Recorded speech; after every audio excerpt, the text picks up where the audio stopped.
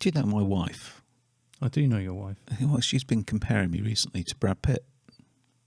Yeah, she says, Pete, you're nothing like Brad Pitt.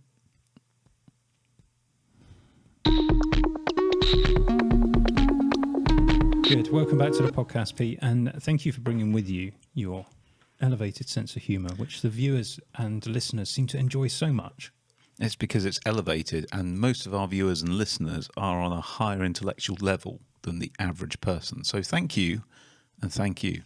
Thank you also. It's good to be back. It's nice to have you back, Pete. It's good that you could turn up occasionally to do a podcast. Yeah, I'll be here for the next 3 weeks, and then I'm away again.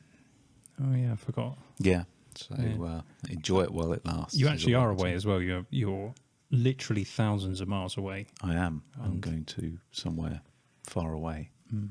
That's exciting. Welcome to the show, everybody. This is season 3, episode 14, and today our main topic is going to be Stage Manager, because there's been a bit of a furore, I believe, is the term. I was going to go with kerfuffle. Well, a bit of malarkey going on. Yeah, so we'll talk about that in a moment, and by moment I mean a few minutes, because there are other things to also discuss, like the news. Yeah. But if you're of the persuasion where you need instant gratification on that main topic, then you can indeed click the chapter markers in the description. And you may also be wondering why we haven't introduced Erin yet. So here she... Oh. Erin's not here today, so it'll basically be like every other podcast. Yeah. She's away with the fairies. So, yeah. But maybe, Tom, you can cut to a still of insert Erin here or something like that. That would be amusing. Or any breathing functional animal with a similar IQ level. Well, functioning, stretching it. Anyway, so if you're new to the podcast, welcome. If you're watching us on YouTube, then you can see us. But if you can't, then you might want to see us. But most people probably regret that decision. But the address, if you want to, is youtube.com/The Constant Geekery Podcast. Or you can listen on your podcast platform of choice. Very nice. So we're going to start with a little bit of news. Something I spotted last week. Being, as I am indeed, a web developer, or at least I was a web developer. I don't really do that anymore. I babysit Erin these days. I was going to say, that's like saying, being as I am, a baby. Well, you used to be. Anyway, bit of news. Internet Explorer to be disabled. Yes. And that, in fact, will have already happened by now, won't it? It has happened. It has happened. So it's had the death knell for a long time. But what we're talking about here is when you actually try to launch Internet Explorer, it will instead launch Edge. Yeah, which is a fine experience by comparison. I remember back in the day, it was always Internet Explorer versus Netscape. I mean, that's when I started my web development career. And it tended to... It was a bit of a pendulum swing from time to time, so you'd sort of swing towards Netscape, maybe back to Internet Explorer. When the web started getting more interesting, and I think most people would refer to it as Web 2.0. Okay. Internet Explorer was an absolute nightmare for web developers because it just simply did not support proper standards for the web. So you would develop something using standards compliant web browsers, and then it just wouldn't work on Internet Explorer. So you'd have to develop a completely different version of each page that would work on Internet Explorer. And you had to do that because in a lot of corporations, they were using PCs.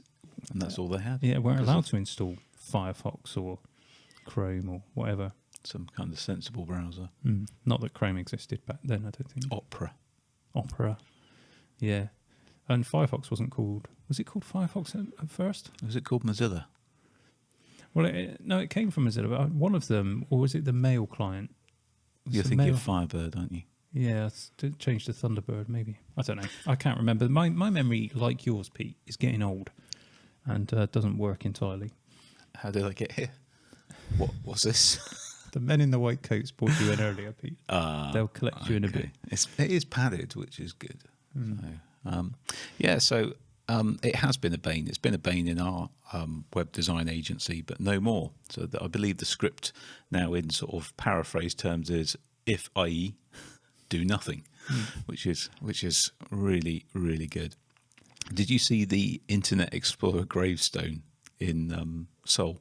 South Korea? I did not. Yeah, I just got it here. Look, maybe Tom, you can put this up afterwards. It says Internet Explorer 1995 to 2022, and his epitaph is he was a good tool to download other browsers. That is what I used to do when I was setting up a new PC. The first thing I would do was open up Internet Explorer and go to getfirefox.com. Literally the first job. Oh, brilliant. Good riddance, Internet Explorer. Yeah, you will not be missed. Yeah. There we go. We're on the same wavelength, Definitely. which is kind of disturbing for me. Yeah, we do have some things in common. In other news, Constant Geekery has booked a slot on Artemis 1 and is headed into outer space. Yes, I saw this. It's very exciting. We've actually got a boarding pass, and again, Tom will be in the edit putting that up on screen for those who are watching the video. We are quite literally out of this world. Well, yeah. Anybody can do this, by the way. I don't know if it's still open. Let me just click on the link and see if you can still do it. Yeah, I think you can. So you go to, again, we'll put the link in the description, but it's nasa.gov/send-your-name-with-Artemis. Catchy. Catchy, isn't it? And if you do this, then what you can do is you can type in your name. Your name will be included on a flash drive that is basically put on the spaceship. It's all a bit of a silly gimmick, really, but you get a nice little boarding pass. And I think it's quite a nice geeky souvenir-y type thing to have. Your name will fly around the moon. What I should have done is put Erin's name in and then given her a ticket for outer space. And we could have actually just taken her to the launch and asked if they wouldn't mind. And there'd still be no sign of intelligent life on the moon. Do you know what's really good about this is we can say whatever we want because she doesn't listen to the podcast. No, but some of it might get back to her, which is even better. So. Yes. And if you're new to the podcast, you don't know who Erin is, then, well, lucky you. So, moving on. Yeah. This is your first podcast back after we did the live show for WWDC. So you've had time to ruminate or gesticulate, or is it just gestate? Gesticulate. That's a whole different thing. That's when you're gesturing, isn't it? It is. Yeah, so gestate. Have you been absolutely pregnant with thoughts about the WWDC announcements, Pete? Well, I'll be honest with you, I haven't, because I've been away doing a course which has been really intense. So my chance for gestations has not been as good as it might otherwise be. What I will say is Craig Federici in slow motion has been on my mind, because he was doing that running thing, wasn't he, with his hair. That was quite good. So I tell you what, let's just quickly go through the headlines again, because I probably do have some thoughts, but it was 2 weeks ago, wasn't it? It was 2 weeks ago, and I've slept since then. So M2. Yeah. I mean, Erin and I discussed this last week. Well, when I say Erin and I discussed it. Erin listened and tried not to look bored, unsuccessfully. Yeah. That's probably not so much the subject material. But M2, yeah. I mean, we knew it was coming, and we suspected, we did call, didn't we, that it wasn't going to be the dramatic increase that was the M1. So it's a natural progression. I'm surprised it's come so soon, particularly before the Mac Pros were announced and whatever they're doing with those. But I suspect Apple's had to juggle a few things because of all the supply chain issues and all that kind of stuff. So, yeah, I like the new MacBook Air. I think that's a smart-looking thing. Although I was slightly concerned, I can't remember the name of the YouTuber who got his hands on it at Apple in the Steve Jobs Theatre. We watched a video on it together. Oh, Marquez. Yes, Marquez. The midnight one. Not. I mean, it might have been a pre-production model, but it definitely had some of the scratchy-watchy on the ports on the side. It did, didn't it? He did a close-up of it. So this is the demo unit that they had for people to look at who were attending WWDC in person. And yeah, Marquez did a close-up of the ports, and you could clearly see the silvery goodness shining through. Sort of port scratching. Now, it's entirely possible it was pre-production, some kind of pre-release version. It could have just been a silver one that they spray painted. It's possible. That's all I'm saying. What, like a rattle can out the back? Yeah. Somebody just rattle canning off the MacBook Airs. Banksy. As you do. So, yeah. But in terms of the chassis and everything, really nice, smart-looking bit of kit. We talked about the notch a little bit, and you've got the MacBook Pro 14-inch with a notch. Does it offend you? Just doesn't bother me at all. I think, obviously, everything's subjective, and maybe I'm being too dogmatic about this, but I think people are just making a thing of it because they want to make a thing of it, not because when in all day-to-day, I use my MacBook every single day, and I never think, do you know what, this has really impaired my life because of the notch. I don't notice it. No. I said the same thing. You just don't notice it. Interested to know what you guys think, if you haven't commented on that already. But the brain does have the ability to filter out annoying things, though. Who said that? See, I was setting up for an errand joke there, and you've ruined it. I couldn't resist, Pete. Yeah. I'm sorry. If you indeed set them up, then I will have to knock them down. So my nickname will henceforth be Notch Boy. But yeah, it's just one of those things. People have to find something to complain about or pick at. So if you don't like it, turn it off, like you've done. Yeah, well, yeah. Although, is that going to work? I postulated. I don't know if that's the right word either. I'm coming up with all these words today, and I really don't know what they mean. I think postulating is when you gesticulate in a very dramatic way. Is it? No. Okay. Well, I didn't do that. I proposed that perhaps the notch will be more noticeable due to the fact that the screen is LCD, and I incorrectly last week described mini LED as each pixel being its own light source, which of course is wrong. You were wrong.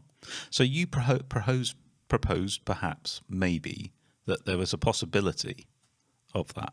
I don't even know what you're saying anymore. No. Welcome to another podcast. So yeah, M2. We've talked about MacBook Air. What else was there?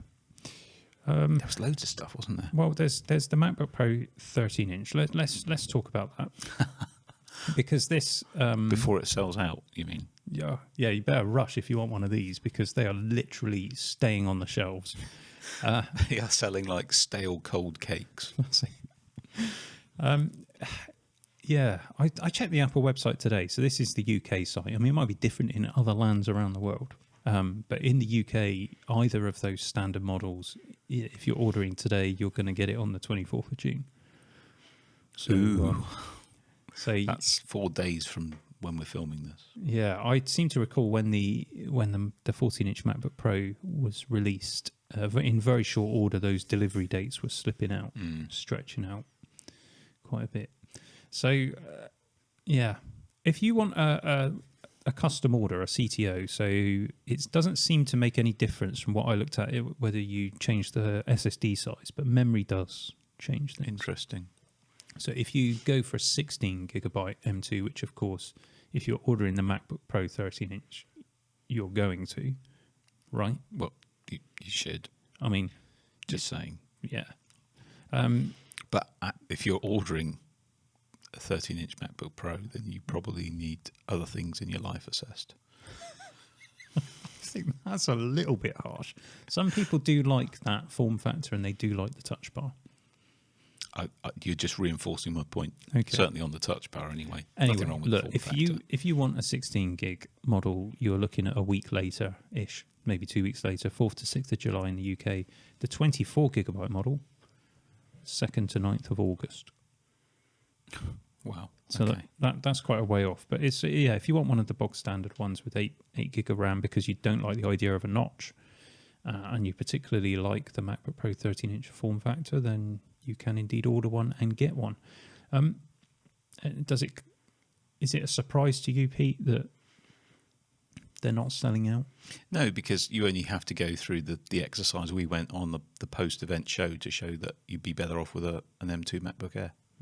I mean, they are basically, in most cases, they are the same price because although the MacBook Air is slightly cheaper and the entry-level model, you're getting that 8-core GPU instead of the 10-core GPU.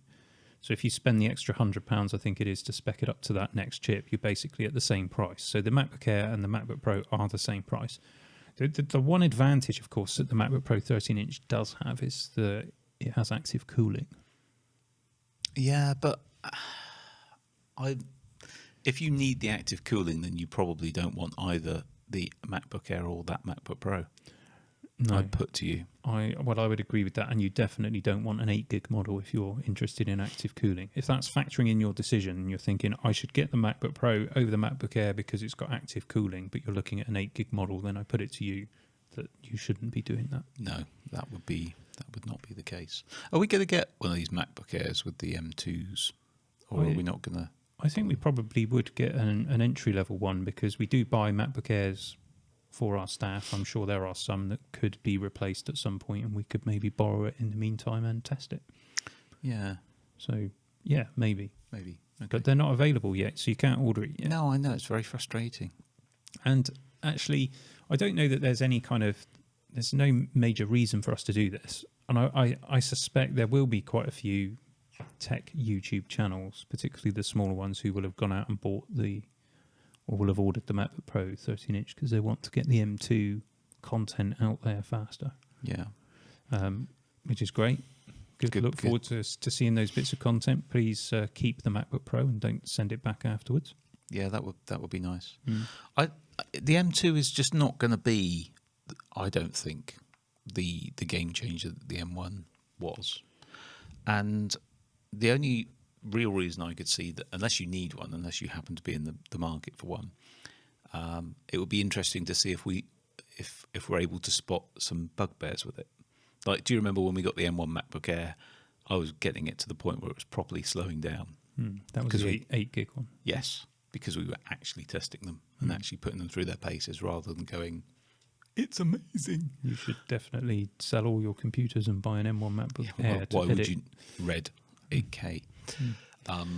It would be interesting from that point of view to see if we can find out what the M2 gate saga is, because with every new Apple product, there's always some.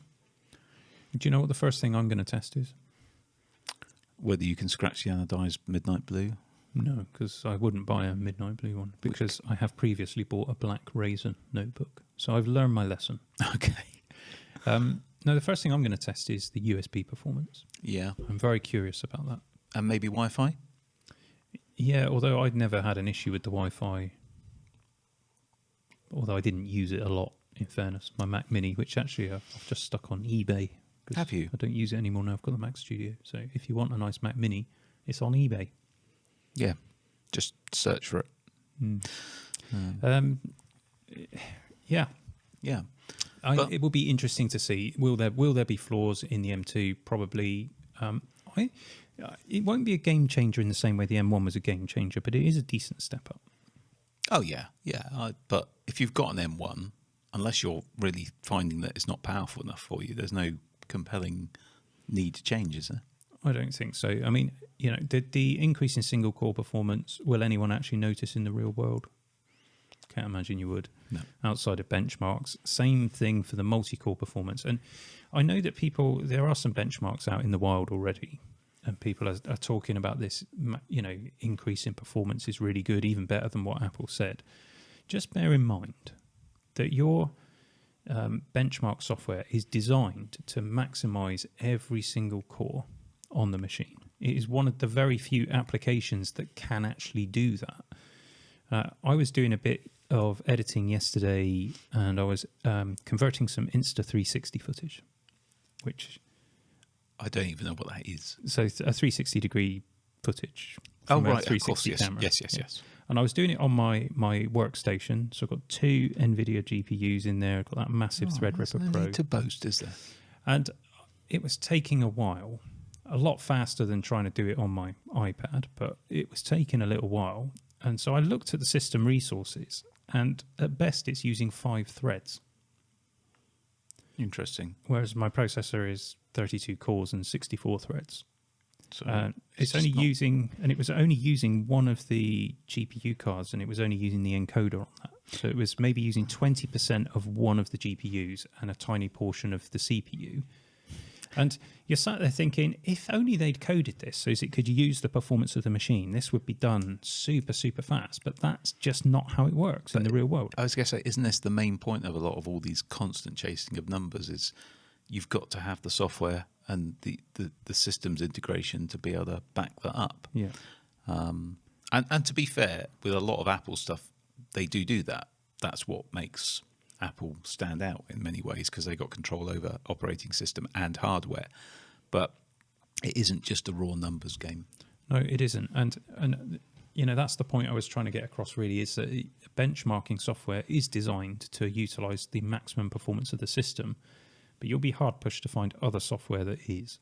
Yeah, outside of very, you know, specific pro applications, you're not using the entirety of the system's resources. So making your purchasing decision on whether or not one processor has got 20% more performance than another actually may make no difference at all in the real world to your actual workload. You may be very sad when you get your new, although it's a lovely form factor. So there you go. Well, there's other reasons to buy it.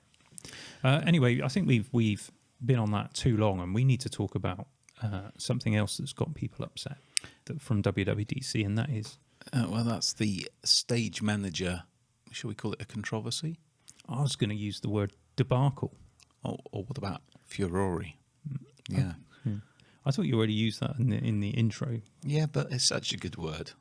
I feel like I need to buy you a thesaurus. I know a joke about a thesaurus, but I can't remember what it is off the top of my head. Thanks for that. That's always the best kind of joke, isn't it? When someone goes, "Oh, I know a really good joke about that." Oh, I know what it is now. Yeah, I got myself a new thesaurus. It's not only is it rubbish, but it's also rubbish.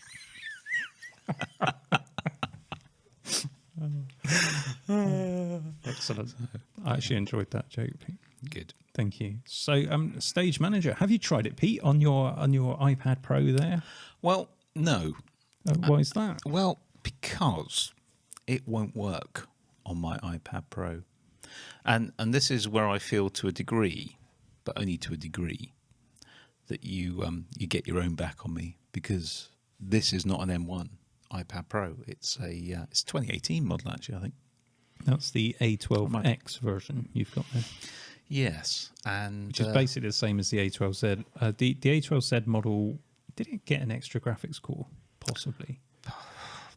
It had more RAM. I think that's 4 gigs of RAM, and the one after it had 6 gigs of RAM. Yeah. It's the one before the one that they put in the Apple developer transition kit. So it's the X, the 12X, and you're right, the 12Z did have one more of the GPUs, and it came with 6 gig of RAM. Hang on a minute, though. The A12, X or Z, they're basically the same chip when it comes to CPU performance, which is what matters here. Yep. And, 4 gigs of RAM, in fact, Microsoft still sells a Surface Book. You can buy a Surface Book right now today with 4 gigs of RAM. Yes. So if that can run an entire Windows operating system, are we seriously expected to believe that an A12X, which is basically the CPU that went in the developer transition kit and can run full Mac OS, is not able to do that? Well, shall I, for those of you that aren't aware, shall I read the quote from Federici on this? Okay. Would that help? Because that's a starting point for our discussions, I think. So Craig said, it's only the M1 iPads. I say Craig like I know him personally. Tim's never introduced me. It's only the M1 iPads that combine the high RAM, DRAM capacity with very high capacity, high performance NAND that allow our virtual memory swap to be super fast. Okay. So he basically said, when you put this all together with the up to 8 apps instantly responsive for 4 apps on a panel plus the other 8, we just don't have the ability to do that on other systems. We can't deliver the full Stage Manager experience on any lesser system, even though we'd love to. Okay, so before we analyse that, and break it down, and bear in mind on the podcast last week, I think we did briefly. Did you touch on it? I got bored after about 10 minutes. Yeah, of course they're lumping this in as well with an external display, aren't they? That's right. You can't do that either. Well, you can attach an external display to this iPad. It's USB-C, and therefore you can attach a 4K display to that. Yeah, it's brilliant. Anyway, so I just wanted to explain for those who possibly aren't, and I know some of our audience are not they are tech geeks, but they perhaps don't have inside knowledge of how virtual memory works or anything like that. When you're using your iPad and you switch between apps, what you find is it takes a moment, doesn't it? You probably found that where you switch back to Safari and it has to reload the tab. Yeah. Have you had that? Yeah. And that's because it's saving memory by basically putting it into the background. And the reason why your PC doesn't do the same thing is because your PC operating system, whether that's Windows or Linux or whether you're on Mac OS, all have virtual memory. So what they do is they swap that bit of memory out onto the hard disk. Call it hard drive, SSD, whatever. We know what you mean. And then loads it back in. Yeah. Something that Mac OS does as well is memory compression as well. So that also helps to free up memory. So you do need memory to switch between apps. So that is a valid point. Yeah. And the SSD that's in these older iPads, and certainly in previous generation iPads and the standard iPad, is a lot slower than the SSD that's in the M1 iPad. Yeah. So you would get a noticeable performance hit from using that for virtual memory, wouldn't you? Yeah.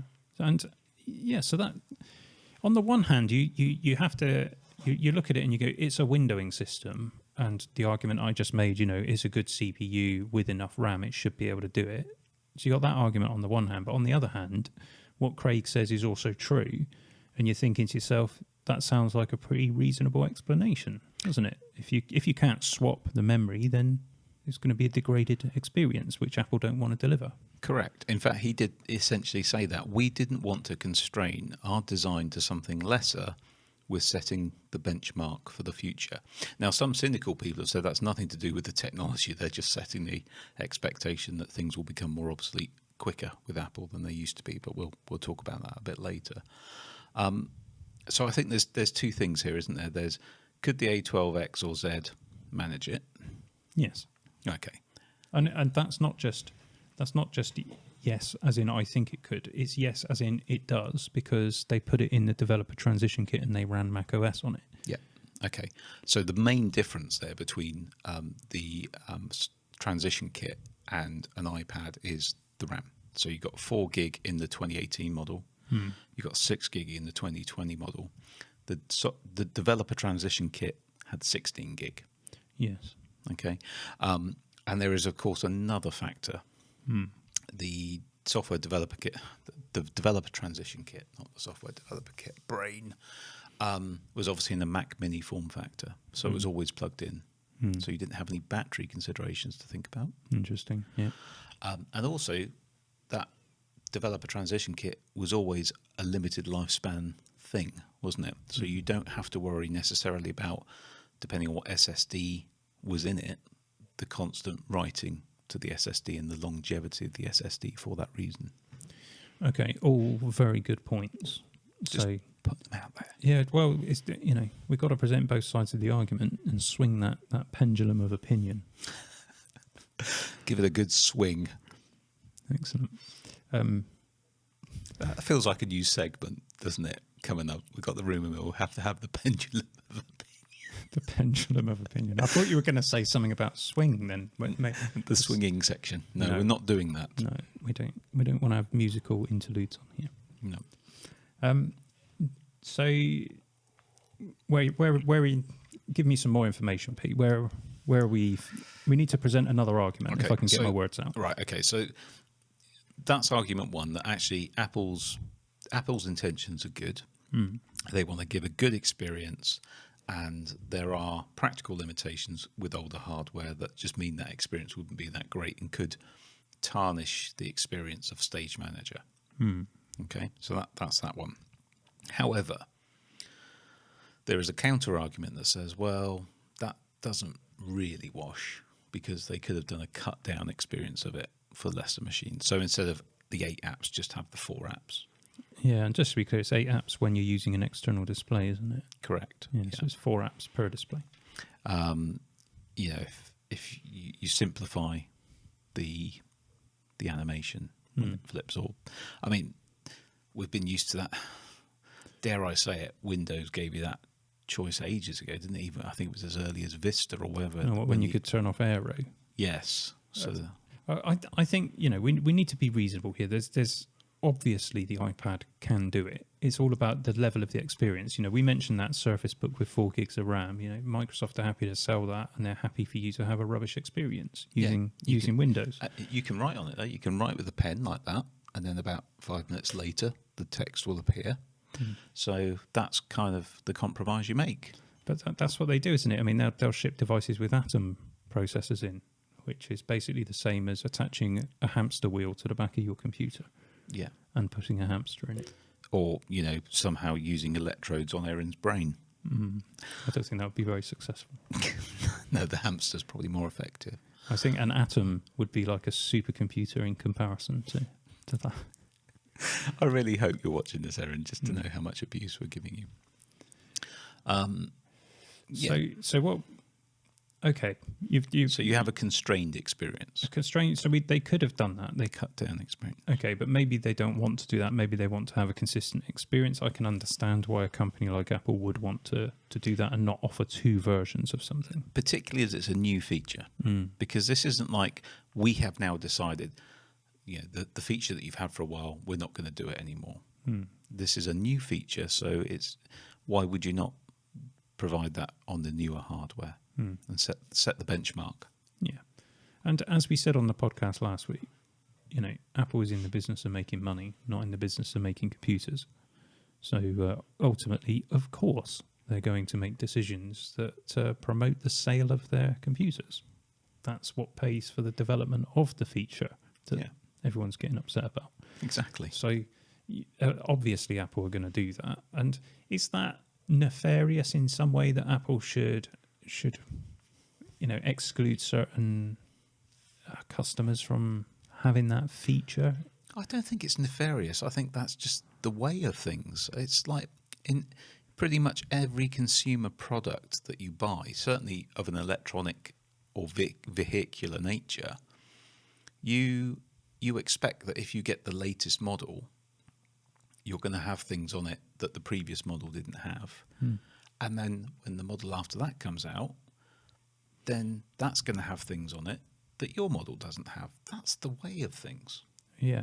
I think the biggest concern here is that it comes back to longevity. And there's some that have cited the concern, well, one of the reasons, and we've always cited this, that you buy an Apple device is because it lasts for a long time and it's supported for a long time. And they're saying, well, is this Apple shifting more to this replace more often rather than on average it's 5 to 7 years people keep their Macs for, some even longer, as we know. But I don't see that introducing a new feature that isn't backward compatible, or they've chosen not to implement it backwards, there's nothing wrong with that, and it doesn't necessarily signal a shift in Apple's strategy on providing support for their computers for a long time. I would say more of concern is that the M2's come out just a year after the M1. Yeah. Well, just over a year. Well, let me put forward another argument. Not necessarily saying that I agree with this, but I'm just going to put it out there as another way of looking at something. When you buy a piece of equipment, like a computer or like an iPad, you make your decision on its suitability for your needs at the time of purchase. Yeah. Not on the basis of some unknown future feature that may or may not appear down the road somewhere. We could do this exercise now, couldn't we? We could say, I'm not going to get a new iPad because at WWDC 2023, something may come out that I want that won't be supported. That's just a non-argument, is it not? Because how do you know what that is, or if there is something that you really want? Well, this is kind of the point. If you've made a decision on your computer based on the information that you had available to you at the time, and then at some later point a new feature appears that you didn't factor into your purchasing decision in any way, shape or form, but now it exists and you think, well, I want it. That's marketing, isn't it? And if you were happy with your computer without that feature, why are you suddenly unhappy with it now that it doesn't have that feature? I think it's because it's a software feature. So no one would go, I'm really disappointed that my iPhone with 2 lenses now does not have 3 because the latest one does. It's like, well, that people wouldn't make that argument because it's hardware, but somehow because it's software, it's okay. But in addition to that, take your iPhone. So you've got the 13 Pro Max. I've got the 12 Pro Max. Yeah. So you get cinematography mode, which I know you use all the time, Pete. You're never off of it. And to be honest with you, Scorsese is constantly banging down my door asking to borrow it. Yeah. And then do you edit your videos whilst you're on the escalator at the shopping mall? Elevator. Okay. So tomorrow we're actually shooting a bit of a video about the cinematography mode. So that'll be coming to the main channel soon. Just go on YouTube and search Constant Geekery. I don't have that feature on my model. No. That's just a year older. How sad. But there's absolutely no reason why it couldn't work on the phone that I have. No. But it doesn't. No. So do I now get all upset about that because I'm not going to because it's a rubbish feature, but if... how far do you take it? It's like take my iPad here, for example. Because it has the M1 chip, it can't take advantage of, Final Cut Pro in iPad mode like yours. Oh, no, yours doesn't have that either, does it? And I don't get that nice sort of shadowing effect that you've got on yours. But you do get it on your MacBook Pro. I do. It's not as bad, but it is there. Sorry, folks. In fact, I can see it now. Do you know, it's funny, isn't it, how some things, it's like the notch and things like that, really, really bother some people. I'm not bothered by the notch. I'm bothered by the shadow around the screen. I think that's a bit rubbish. Yeah, but it just makes it more organic. I mean, people get shadows around their eyes, don't they, when they get a bit tired? So, apparently, hemorrhoid cream is the way forward with that. What, on your eyes? Yeah, no, on the bags. Isn't that? I think that's right. Someone will correct me if hemorrhoid cream on your eye bags, not eyeballs. Just. I feel like we might have strayed into an area that isn't our area of vague expertise. Yeah. Some jokes there, I'm sure. I've completely lost the train of thought. The point is, I think this is a storm in a teacup, and there's probably other things that Apple do that are worthy of criticism, and this isn't it.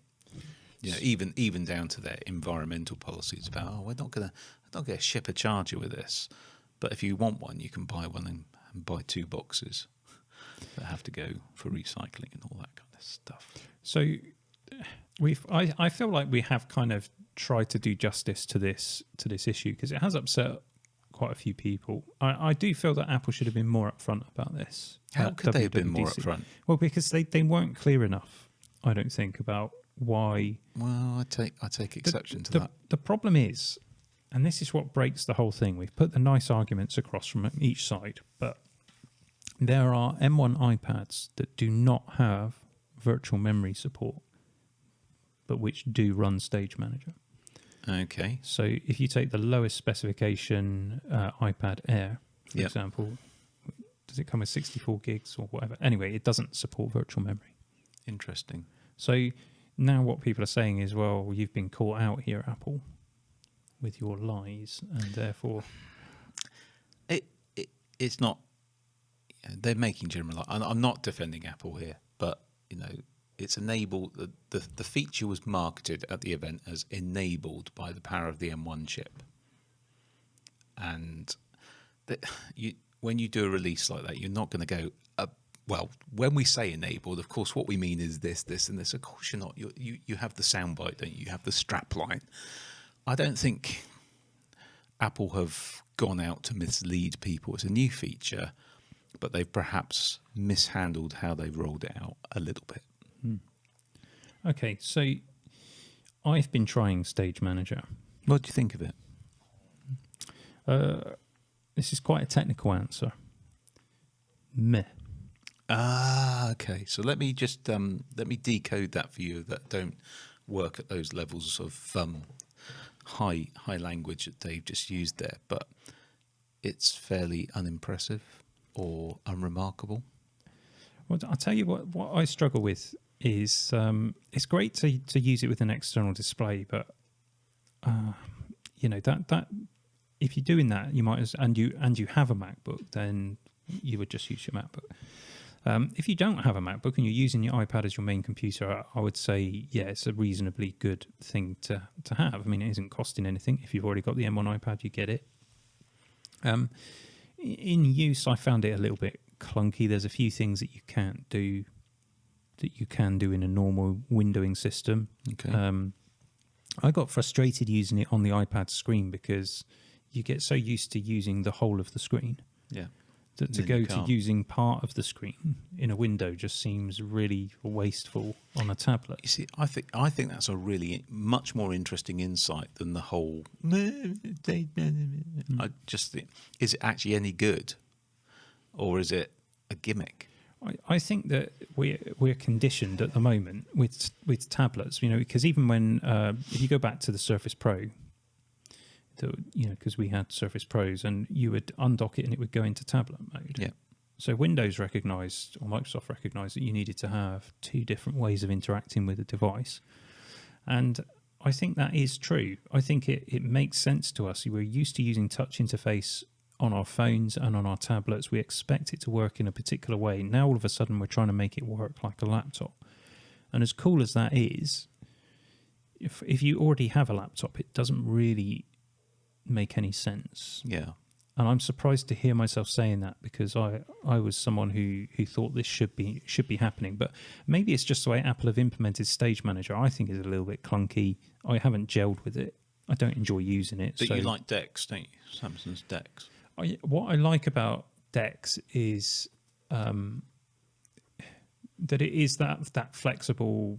I mean, it gives you a genuine desktop experience. This Stage Manager is not Dex, and it's not Mac OS on your iPad. They're just not the same thing. Might have been a better thing to just do that. Switch, have a Mac OS mode. Brilliant, yeah. And I've said that before. If you to be able to dock your iPad and then it loads up Mac OS.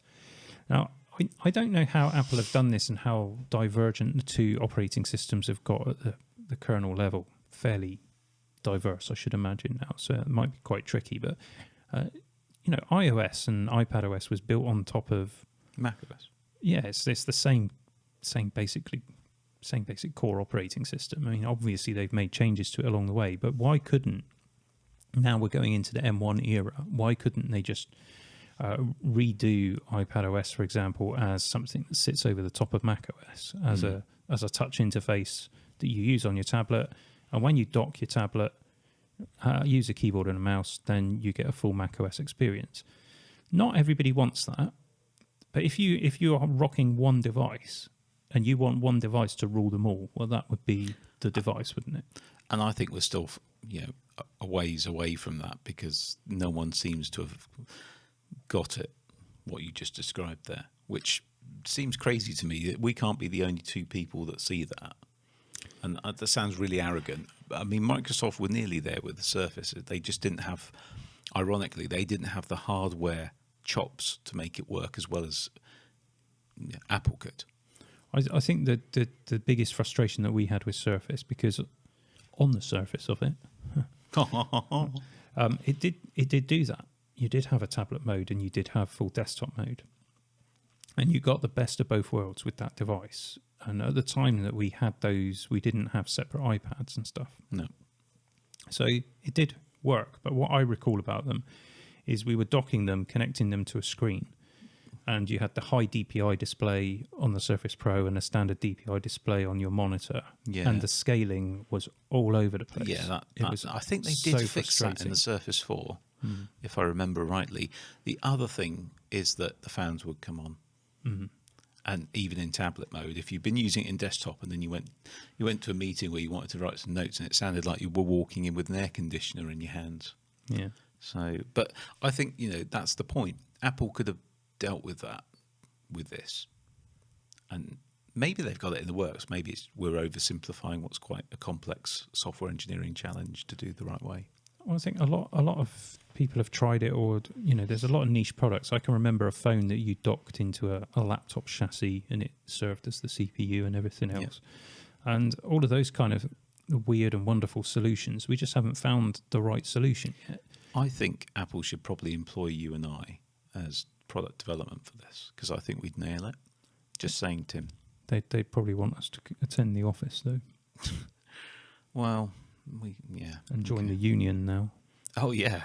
We didn't even mention that in the news, did we? Mm. So anyway, what's your experience? Have you been trying out the developer beta? Have you been trying out Stage Manager? Do you have some thoughts on it? What is your perfect iPad? And we fully recognise that most people have a laptop and a tablet, in which case having a tablet then that runs macOS probably doesn't make a lot of sense. Probably. But I think you've got to look at it from the perspective as the one device to rule them all. But then from a marketing point of view, maybe Apple don't really want that because they'll sell less hardware overall. Who knows? I don't think Apple do want it, otherwise they would have done it. And they've always resisted touchscreen support in macOS.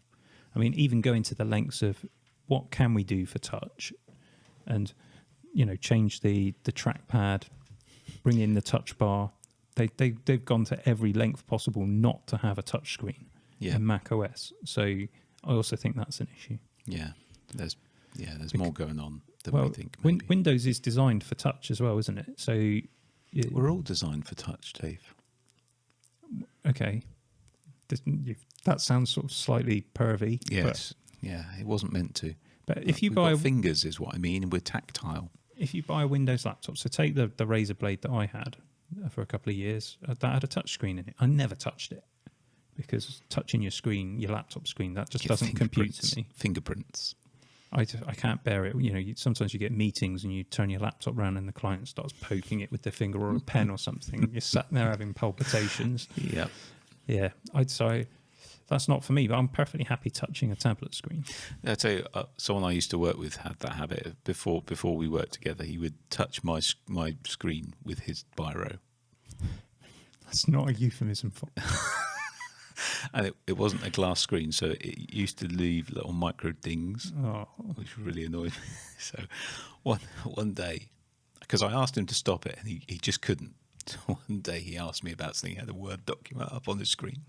So I underlined the bits that he needed to change with a highlighter. And he didn't even think, what are you doing highlighting my screen? He was like, oh, right, okay. And I said, that bit there, that bit there.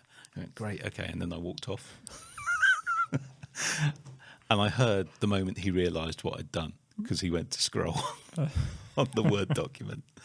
So, that was quite poetic.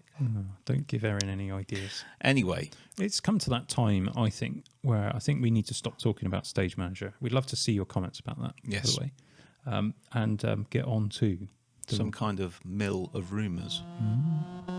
Constant geekery, you already know the name. Turn the volume up. This is Pete and Dave. What rumours have you? I do enjoy that jingle, Pete. It's very good, but I do feel that perhaps it's time for a new jingle. I will get on it once I'm past this busy period. Okay. Once we get into sort of mid-August. 2023. 2020. I'm busy. What can I say?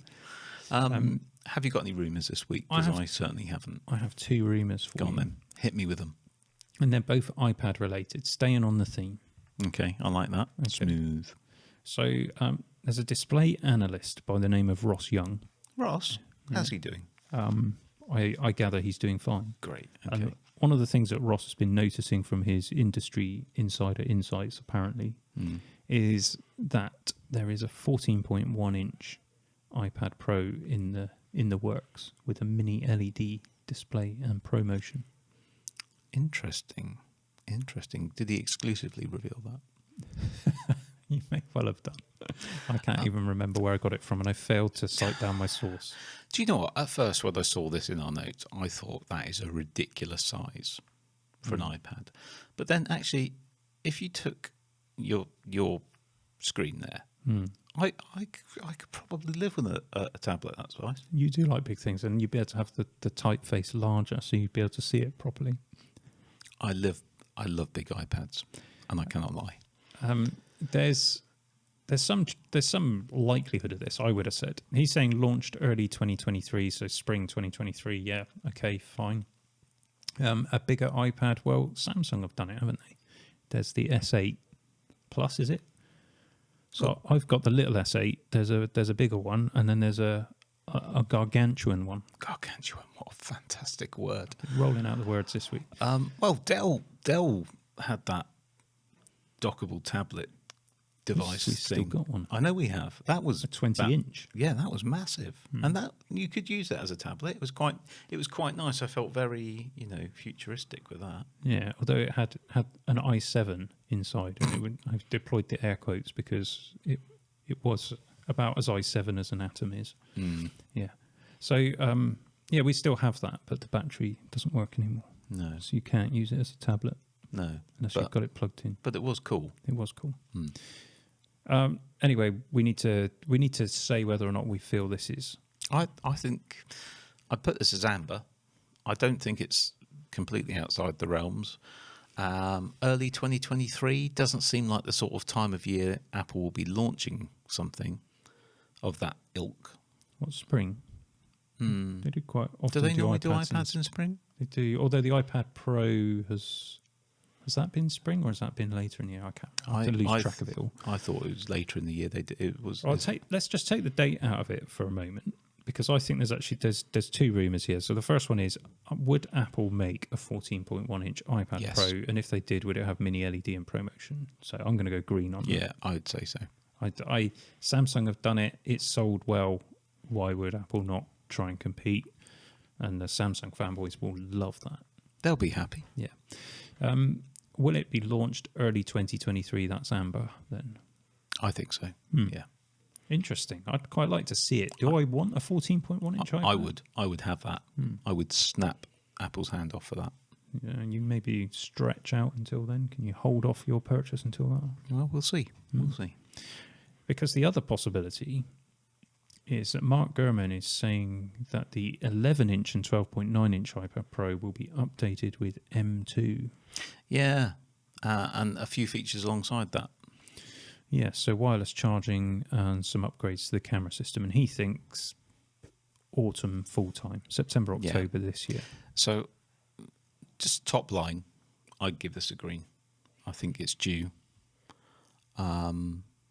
Based on how we're seeing Apple go now. Obviously, they only launched the M1 last year, didn't they? The M1 iPad. But I could see that. However, I have to say, wireless charging is useful, although it's obviously not as quick. Updates to the camera system? Yeah, I think just take those things out. It's all about whether or not we have the updated M2 chip. What is the benefit of putting an M2 chip in an iPad? Well, none, because there's not really any benefit to putting an M1 in. There is well, unless you want center stage. Center stage? You mean stage manager? That's what I meant. Yeah. I think there is a clear benefit, and that is for gamers. Because the M1 does offer significantly better gaming performance, and that is accessible performance. Right. And the M2 will, especially if they put the 10-core GPU in there, then that would certainly notch things on a bit. Do you know, I've never done any gaming on my iPad, apart from, like really not arcade games. Can anyone make a recommendation on a good iPad game that isn't absolutely bloodthirsty and awful? That's is it Under a Steel Sky or Beneath a Steel Sky 2 is on Apple Arcade. Okay. That is good on the iPad Pro on a big screen. All right. Sort of puzzles and solving puzzles, but like a first person context. Kind of puzzly. With a story. I'm not doing a very good job of explaining that at all. Anyways, it's pretty good. There you go. He is available for marketing and speeches on selling your products. So look, 11-inch and 12.9-inch iPad Pro getting the M2. I'm going to say green, because that's a course of inevitability, because Apple are not going to want to keep making M1 indefinitely. They'll at some point just want to make M2, and this is all about making good use of their chips. I mean, Apple can sell it however they want and market it however they want, but the reason, or surely one of the big reasons for putting the M1 in the iPad, is fewer chip SKUs mean, well, it's easier with the whole supply chain thing. Whole supply chain costs, you'll be making more. So I'd say that's inevitable. The question is when. So then he's saying later this year, September or October. I think that's green. I think that will happen. Yeah. I'm going to go amber on that. Okay. I'm going to go amber. So I'm going to add, what are the chances of you going red if that comes? having invested in your M1 16 terabyte RAM thing? No, I've learned my lesson on that, and the lesson is that you don't buy a piece of hardware based on what you think might be coming for it. Which kind of reinforces our stage manager comments. Yeah, and in truth, it's just you don't need it. I don't need all the storage on an iPad. I don't need the additional RAM. Don't really see the benefit of it. I don't really see any major improvement other than gaming over this iPad Pro that I had before, and which is, I was going to say it's still being used by my son Ben, but actually it broke and it got replaced by Apple. With what? The same thing. We had the choice of paying for repair, which was ludicrous money, or paying about half the price to get a refurbished identical model with a 3-month warranty. So that's what we did. Ideal. Well, there we go. There you have it. That was interesting for all of the viewers and listeners, wasn't it? So a slightly shorter podcast today. Is it? Yeah, we're just sort of coming up to the hour. Coming up to the hour. Well, then let's indeed make it a shorter podcast, because I think we're done here. But thanks for joining us. Thanks for listening. Interested to hear your comments as always. And if you haven't already subscribed, you know you want to do that. If you're listening on another platform, come on over to youtube.com/a Constant Geekery podcast to subscribe. And the main channel is youtube.com/Constant Geekery. Or just type Constant Geekery into YouTube search, and you'll find us. Yeah. In due course, after a number of cat videos and TikTok, remakes and various things, you will eventually come across us. Maybe. Yeah. If you do Constant Geekery, Grumpy Old Men, that will help. Thanks for watching, folks. Thanks. Yeah, we'll see you soon. Cheerio. Cheerio. That was good. Yeah, that felt good. It's better than doing it with Erin. You know how sometimes Tom just leaves in a little bit of audio after we've finished, just as an outro? I've put my mic away now, so I can say all sorts of things about Erin and no one will hear it.